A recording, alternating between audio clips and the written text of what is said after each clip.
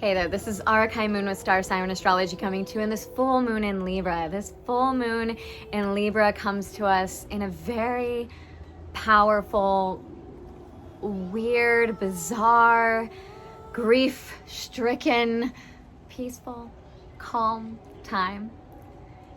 You know, we're all in this, and it's really destabilizing in a lot of ways, and it's also clarifying.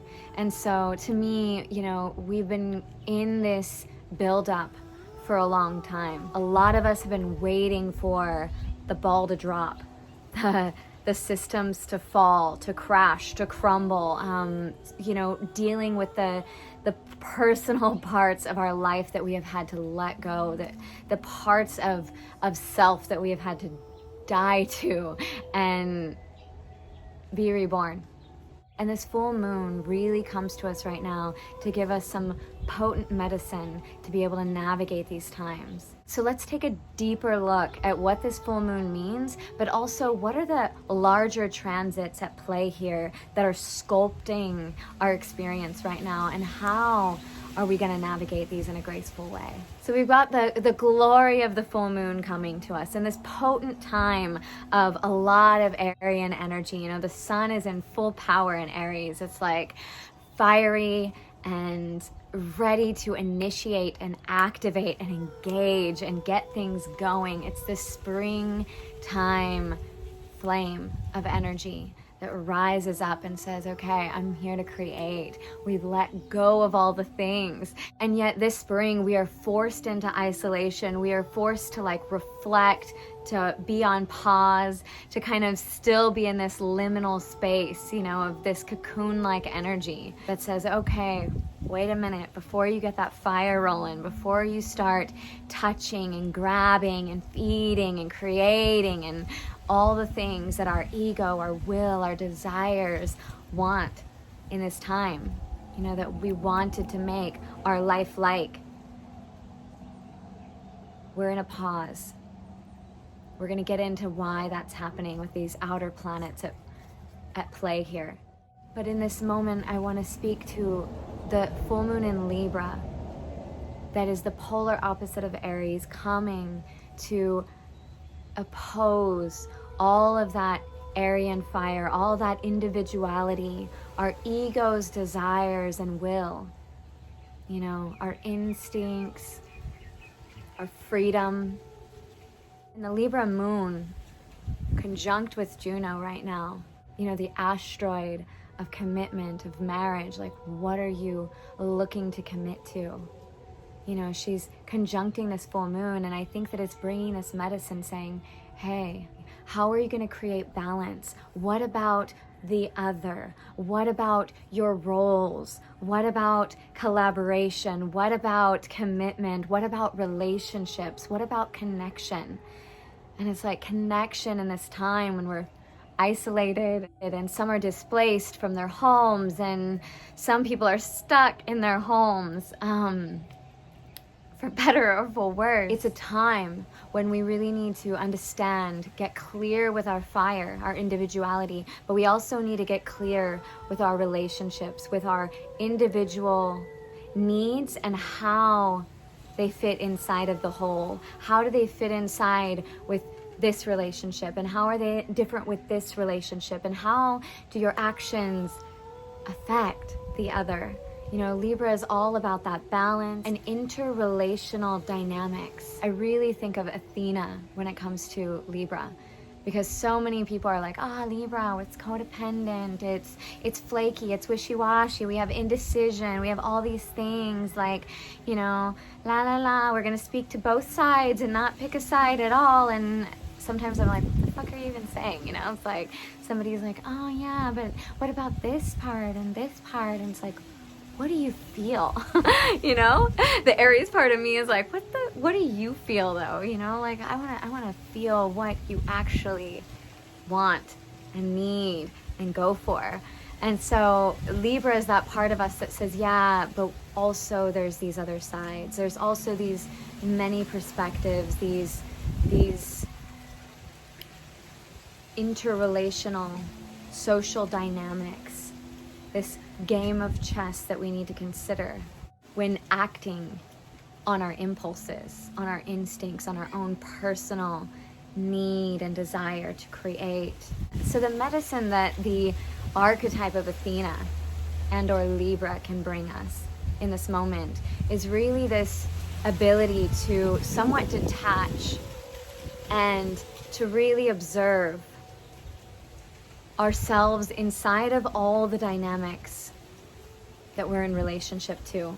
You know, do we feel free? Do we feel met? Do we feel like our needs are getting met? Do we feel like this is in support of our growth, of those things that we're choosing to create? Because we've been in a cycle of a lot of release, you know, with Saturn and Pluto conjunct in January. We've been building on this cycle of breaking down the systems of power, breaking down systems within our own lives that are draining our energy, that are not sustaining, you know?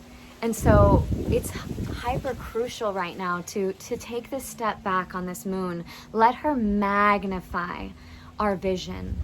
Let her magnify our relationships, our needs, and the others, our personal empowerment and the relationship, the health of these relationships, of these roles that we find ourselves in. Libra can get really identified with the roles, you know, like I'm a mother, I'm a lover, I'm a best friend, I am a sister, I'm a daughter, I'm all these things, right? We all have our roles. And this is a time of really evaluating the roles that we're in by bringing that balance to us. You know, the part of Libra that can get out of balance, that loses the Aries, it loses that sense of sovereignty and individuality and its own needs. And it starts to, in its own rhythm, you know, Aries gives us that rhythm, that instinctual pulse, you know, that guides us and propels us into self-realization. And so when that gets wounded, or when that gets thwarted in a big way right now, Libra can get codependent. It can get fixated on the other. Like, what do you want? What do you need? Oh my God, I'm going to be okay as long as this relationship is okay, and therefore stabilizing this role, you know, therefore stabilizing myself as a mother, therefore stabilizing myself as a couple, as a unit. You know, and so these type of things might be being threatened, like your egoic perception of who you are being threatened, because what if the roles are taken away? What if the roles are reversed? What if the roles and the relationships were a part of that which we were letting go, you know, of the power and the insustainability that we were shedding, that we've been releasing?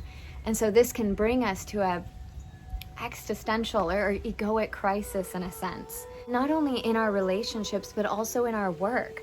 Like right now, we probably have more people not working, not doing the things that they feed their ego with, that they feel okay, that stabilize them, that make them feel grounded, you know?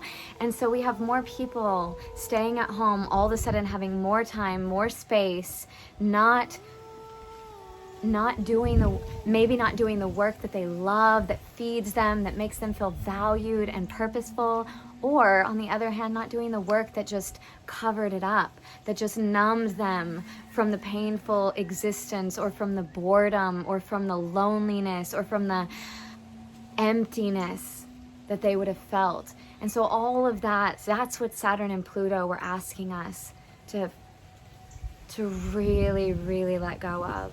You know, and now we're being forced to feel the space of that.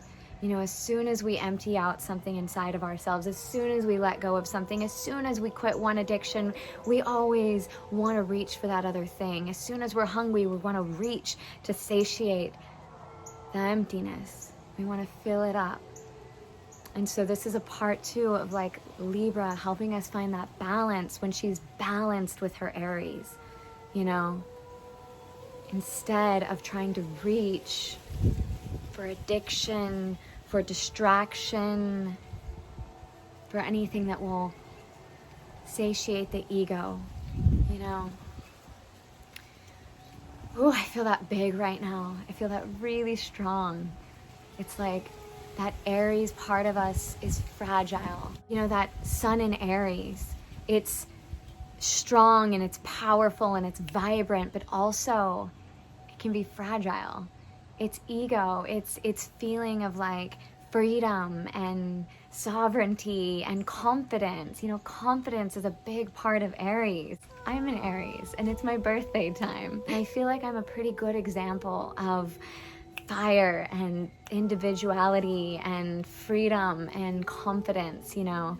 And yet this year, with this Saturn and Pluto in Capricorn squaring it, has rocked my sense of confidence. It has rocked the part of me that feels like that I can move with my instincts, that I can just express in its natural way. You know, it really hit these things hard, you know, and so some ways I feel like my experience over this last year has been this mini microcosm of what a lot of people could be experiencing now. Because as being an Aries, I have a lot of like portals that I call them, like places where I feel really fed and nourished and purposeful, and I fill my world up with them, because otherwise otherwise I'm like, what the fuck are we doing here? I'm having an existential crisis. And so over this last year with this square, I felt my portals being like, boom. It's like surfing, no. Love, no. Friends, you're thousands of miles away. Work is challenged. So there's all these things that were just immediately like challenged this year. And I think that in really going through that fire, I've been able to reclaim my power, reclaim my sense of worthiness from being dependent upon those things. And I think grief is a tremendous part of that. You know, the grief of what happens when these things that we love die or fall away or are let go of. What happens when these parts of ourselves that we love, that we cling to, that we feel give us meaning and purpose are gone or challenged. That's right now what I think the collective is experiencing. Like, let yourself be inside of that liminal space. Let yourself find the places where you've lost your power, where you put your worth inside of other things. Let go of relationships, of work, of patterns that no longer serve, and reclaim. Let that Libra take a detached view to see it like this life game of chess and say, okay, how do I create balance given these things, given all that is happening?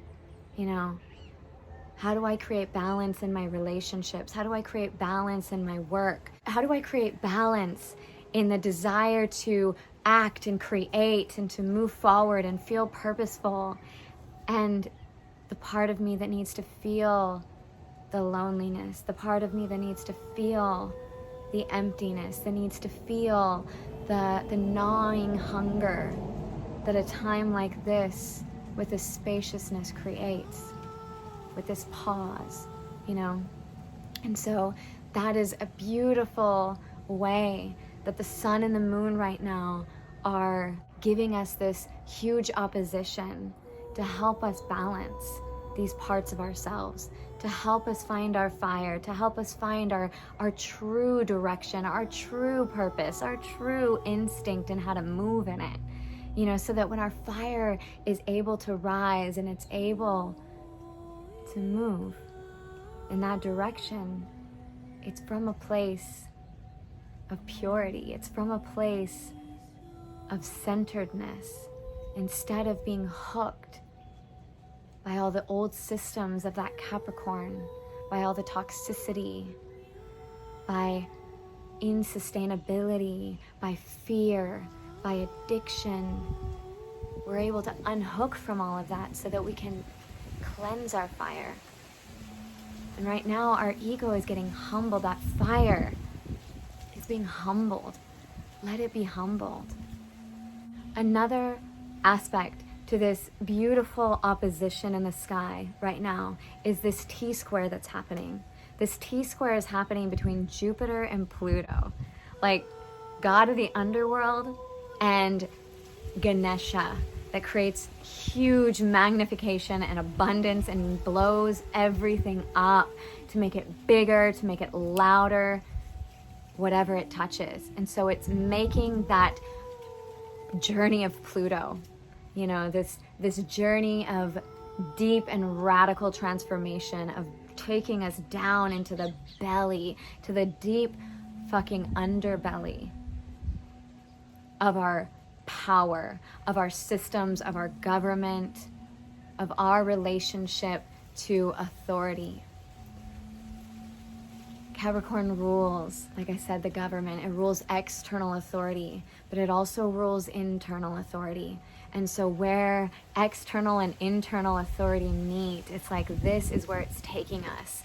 And like, whoa, you know, Saturn and Pluto conjuncted in January. I knew it was going to either bring a war or a pandemic, because throughout all of history, the major plagues, the major wars, the major shifts in our systems, even, you know, the abolishment of slavery and the boundaries of all the territories, all the borders that we know them today, Cold War, World War I, the bubonic plague, the Black Death, all of this happened on a Saturn and Pluto conjunction.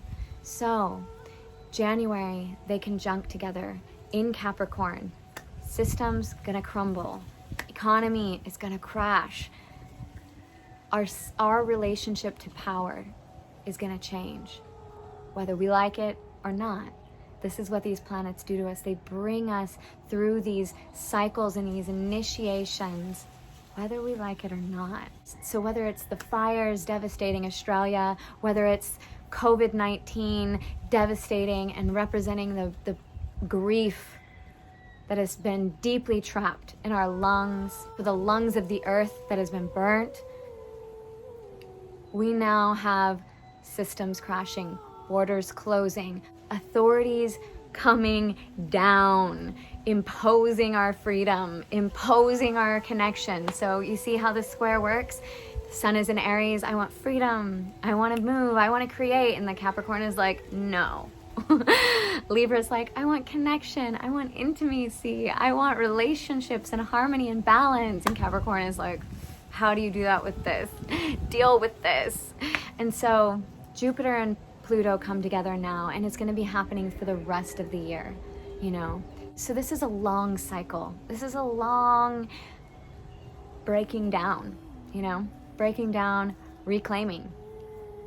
That being said, it doesn't mean devastation through the whole thing. Sometimes in the beginning of these transits, we feel the storm. You know, we get hit by the storm, the devastation happens, and then finally we start to rise out of it. We start to get its medicine. We start to get some of those higher octaves of what that planet's trying to teach us about our power, about our resources. Because Capricorn rules resources as well.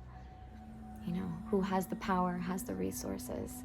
And our addictions that bind us in these prisons that affect our Aries individuality, our freedom, our desires, that affect our relationships, our ability to truly connect, you know?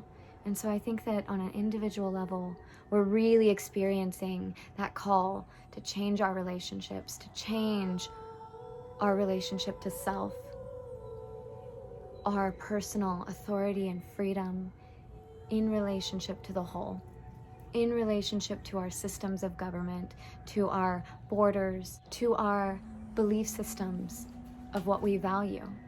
Because this moon is in Libra and she is ruled by Venus, and it means we have to align ourselves and our relationships and our authority with what we value, you know, with what do we value most? How are your relationships honoring and reflecting what you value? How is your relationship to authority reflecting what you value most? How does our government reflect what we value? And there's 2 more transits I want to speak about. I know it's a lot, but there's also a lot going on. So the other 2 transits that I feel like are really impacting the way we feel right now is Saturn moving into Aquarius. It's a big shift. It's been in Capricorn for the last 3 years, and it's brought us through a lot of what I'm talking about, power and authority and all the blame and the victimization and the perpetration, all of those patterns, right? And now it's moving into Aquarius. And so it's bringing us through another, going to be 3-year cycle, but it's bigger than that. It's going to actually, it's bringing us into the age of Aquarius. So Pluto in 2025 will be moving into Aquarius. We'll have Jupiter moving into Aquarius. So all this deep alchemical work that we've done in Capricorn with Jupiter and Pluto and Saturn in Capricorn are now shifting into Aquarius. And that's a huge shift. It's really interesting because this is going to be a big cycle, and maybe I'll just make a whole video about the next cycle of Aquarius. But what I will say is that it's the liberator, it's the rebel, it's the transformer. It's also about, you know, humanitarian, socialization, being even more detached than Libra. It's like, it's really detached, and it's looking at how all the pieces fit in that make the whole. And it's really this distance and detached, this cool kind of energy. It rules technology, rules like these advances like AI technology and the 5G and the internet and, you know, all the things. It rules, you know, the part of our consciousness that connects to the collective consciousness. And to me, it's like the internet is that manifestation. How have we created an outlet for something that works like our collective consciousness, that shows that we can connect to somebody across the world in an instant, that shows that we can share information and piece things together and fit these seemingly disparate parts of humanity and the world into systems, into a whole. And so I know that's a bit abstract, but what I will say is that the power is going to be shifting from, you know, Capricorn resources to a power of data and technology and this ability or desire to connect us as a whole. And so whether that looks like us, you know, really finding a way to start collaborating and creating communities that work together and heal the earth through this, or whether that looks like a one world order and a authoritarian domination that is, you know, bringing us into this one, you know, system connected to the whole. Both are possible, because as I've explained before, when we have these archetypes and we have these long planets that move through these archetypes, it's on a spectrum. We don't usually experience just the high octave bliss gifts of it, nor do we experience just the low octave shadow contorted versions of it. You know, it's going to be probably a little bit of both. It's probably going to be on a spectrum. It's probably going to make us really choose what we're allied with, what we're aligned with, and how we want to vision, because Aquarius does have the medicine to bring us into a new vision of humanity. You know, it's that bird's eye view and seeing it from that perspective. How do we want to take these changes? How do we want to take this personal and collective transformation that we're in and then integrate it into systems that shift our consciousness, that shift the way that we're connected, the way that we're interrelating? And so Mars being there brings this desire to like really be free, to be shaken off, to like not have authority, to not have these old paradigms and systems telling us what to do. You know, Mars in Aquarius is like really, really rebellious, and it's this lightning and fire that strikes through, and it wants to change and burn shit, you know? And so it's coming up to Saturn, which is like constriction, limitation, like old authority and rebellion coming together, you know? So this could bring a lot of volatility to what's happening right now. You know, our freedom is being posed in a real way, whether that's a good thing, whether that's for some other agenda, we don't know yet. You know, right now we need to really get clear and not reactionary out of fear and what we don't want, but really clear on listening and moving, because we need to pick and choose those things that we are aligned with, those things that really feed what we want to feed right now, you know?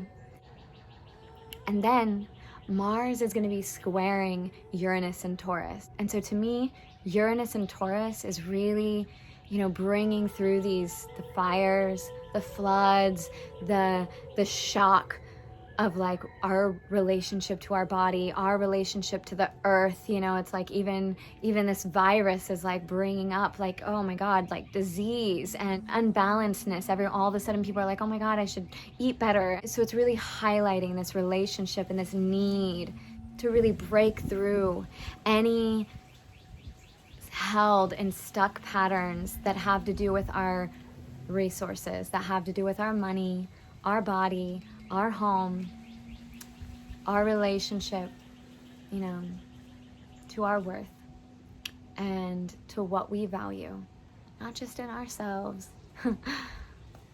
but also not just outside of ourselves. It's like really looking at like, how am I feeding that sense of self-worth inside of every action? How am I allowing Uranus to shake the foundation so that I can really, really let the destabilization shift me, you know? Or am I clinging to the bank so that it doesn't rock me, you know? So that being said, Mars squaring that energy is gonna really bring like an extra voltage of, I want to fight, I want to be free, I want to break through these things, you know? And the powerful, beautiful part of that is Mars has a sword and it can slice through. It can really be done with that shit, you know? It can see a cord that you have been connected to that is just draining your energy, that is just taking your worthiness and your power and your relationship to your earth and to your mother or to yourself, and just be done with that shit. Like, let it be done. This is not a time to cling into addictions. This is not a time to react and project and blame. This is a time of self-realization. Let that mirror and let that lightning reflect you. Let yourself see how you have participated in this. Don't get so fixated on the government. Don't get so fixated on who's draining your power or who you've been hooked in with. Get clear and free on how you can change it in a real way, in a liberated way, because that is like the power of Mars and Uranus coming together. Like, that is the tower in the tarot deck, you know? That is lightning striking through the foundations and burning, crumbling all that holds you back. But stay safe. Don't react. Make sure that ego is in alignment with your higher self, with your connection, with your worthiness. Because if it's not, destruction, pain can result. And the last thing I want to say, and I'm going to say it real fast because I feel like I'm just going on and on. The last thing I want to say is that earlier this week, April 3rd, Neptune and Mercury conjuncted in Pisces. Mercury moves fast, so it's not a super long experience that we'll be having. So this beginning part of April is when we're really going to be feeling this. But it warrants a warning of, make sure that the things that you're connecting your mind, Mercury rules the mind, it rules your communication, it rules your filter of reality, your perceptions. And Neptune is like the ocean. It's the cosmic bliss of all that is. It's the subconscious, it's illusions, it's fantasy, it's addiction, lost, fracture, dissolve into the other. And so this can give us powerful dreams and visions and connections that bring us out of our preconceived mind and bring us out of our, comfort zones and expand our thinking. It can give us poetry and music. It can allow you to feel people in a different way during this time.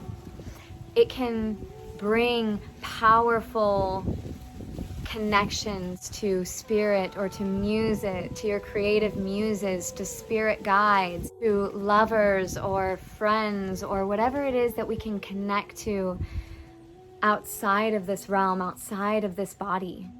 It can grant us that gift of connection and realization, some sort of transcendence, right? But it can also bring us into a state of illusion, of delusion, of fear, of paranoia, of lostness, And so with this, I feel it in my heart when I say that, this lostness, this existential crises. Pisces feels, if it's not feeling connected, it feels addicted, lost, it feels existential terror. And I just feel that right now we need to really be careful of what we're putting in our mind, what we're reading, what we're watching, who we're connecting with, what we are watching, what we are filling our mind with, because that can take us. That can bring us into a state of panic. It can disconnect us from our true knowing, and we'll miss the power of this time that we have right now, this powerful initiation. You don't want to get spun out right now. So really, when you're researching, when you're watching, when you're reaching for other people, when you're reaching for information, ask yourself, where is this coming from inside of me? Is this coming from a balanced, secure, whole, trusting my own intuition kind of space? Or is it needing to fill, needing to answer something? Is it needing to, oh my God, I need to plan something, I need to know, I need to buy more toilet paper, buy a gun, whatever it is. Whatever it is, make sure that before just reaching for that connection, that it's actually something that's true, that your soul is directing and calling for in this time, so that influx of mystery and magic and Piscean connection, because we all need connection right now. We need true connection though. Real connection. Not fantasy that takes our power and that we get lost in, but the kind of fantasy that leads to imagination and expansion, And so that can actually really align us with our relationships, with our relationship to authority and power, and how we're changing the systems and patterns in our life, and how we're going to access our fire and move in our place of desires when the time is right. So on that note, thanks for watching. Blessing us on this full moon. May it be the perfect medicine, and may you really align yourself in this time, in these coming days, so that you can receive the benefits of her grace and her reflection, and not just get lost or traumatized or spun out by it, because it's a powerful medicine, the moon is.